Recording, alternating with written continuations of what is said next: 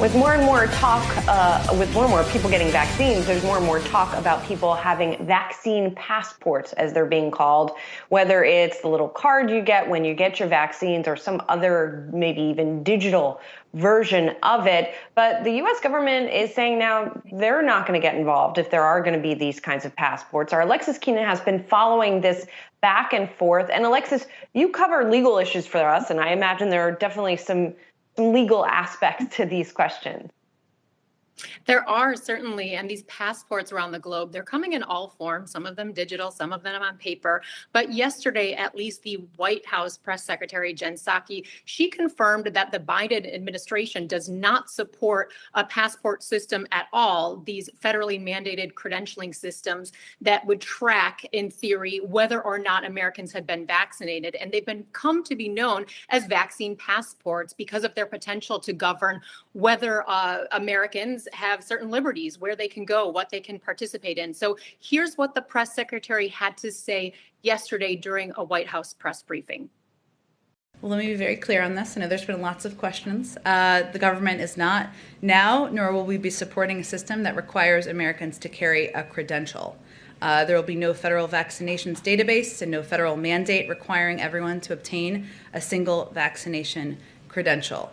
As these tools are being considered by the private and nonprofit sectors, our interest is very simple from the federal government, which is Americans' privacy and rights should be protected, and so that these systems are not used against people unfairly.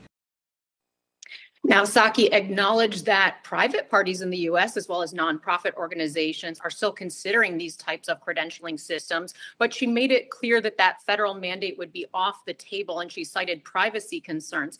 Now, that doesn't stop, though, state and local governments from adopting their own systems or outlawing them altogether. Texas Governor Abbott has already come out against the idea, while on the other hand, New York State has rolled out a voluntary system. It's on a mobile app, and it's already been used at some event venues. Now, that leaves really employers with, absent a federal mandate, they're going to have to see what their states do. They're really at the mercy of those state governments. And the real controversy here is over both privacy and security of health data, and also human rights. There are concerns that arise around the potential for governments, for even app developers, businesses, law enforcement to use the data for secondary purposes that don't really have to do with keeping their environment safe. And also over those freedoms potentially curtailed and discriminating against those who either cannot or will not get a vaccine. Now, we have one more graphic to show you quickly, and that is the countries around the globe so far that have adopted these kinds of systems or are considering them. You can see the EU there plans to adopt by the summer of 2021. Also thinking that they'll incorporate Norway, Iceland, and Switzerland to participate in that program. You have the UK testing its own system right now.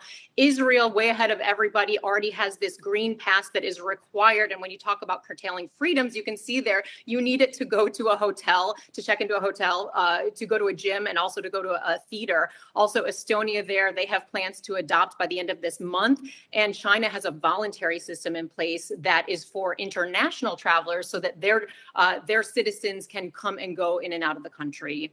Guys?